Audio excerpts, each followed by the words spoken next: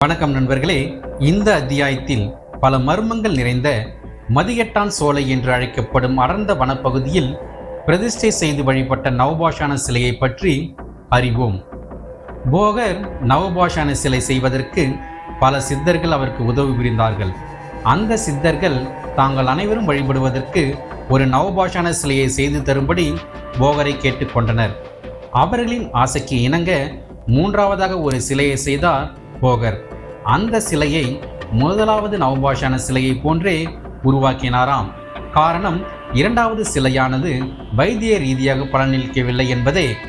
போகர் மூன்றாவது சிலையை செய்து முடித்ததும் அதை தனக்கு உதவி புரிந்த சித்தர்களிடம் ஒப்படைத்தாராம். அதனை பெற்றுக்கொண்ட சித்தர்களை அதனை மதிகெட்டான் சோலை என்று அழைக்கப்படும் அடர்ந்த வனக்காட்டு பகுதிக்கு எடுத்து சென்று பிரதிஷ்டை செய்து வழிபட்டார்களாம்.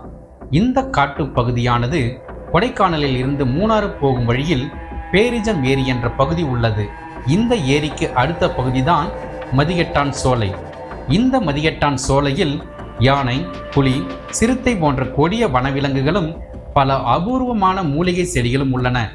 இந்த வனப்பகுதிகளுக்கு செல்ல யாருக்கும் அனுமதி இல்லை. காரணம், இந்த வனப்பகுதியில் உள்ள ஒரு அபூர்வ மூலிகையில் இருந்து வெளிவரும் நறுமணமானது நம்மை கவர்ந்து இழுக்குமாம். அந்த மனதிற்கு மயங்கி தொடர்ந்து சுவாசித்துக் கொண்டிருந்தால் நமது நினைவாற்றலை மறந்து ஏதோ பித்து பிடித்தது போல அங்கேயே சுற்றி கொண்டிருப்போமாம்.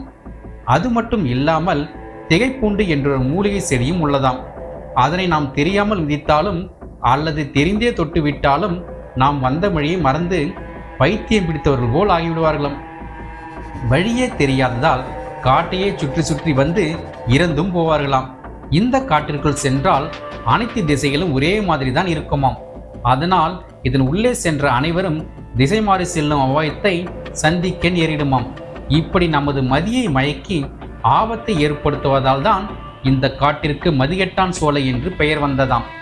இவ்வளவு ஆபத்துக்கள் நிறைந்த இந்த பாதுகாப்பான வனத்தில்தான் மனிதர்களால் அணுக முடியாத எங்கோ ஓரிடத்தில்தான் போகர் செய்த மூன்றாவது நவபாஷான சிலையை பிரதிஷ்டை செய்தார்களாம்.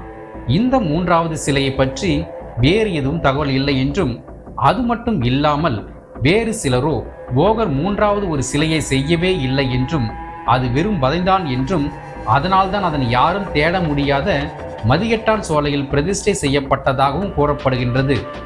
நன்றி நண்பர்களே, மீண்டும் நாளை சந்திப்போம்.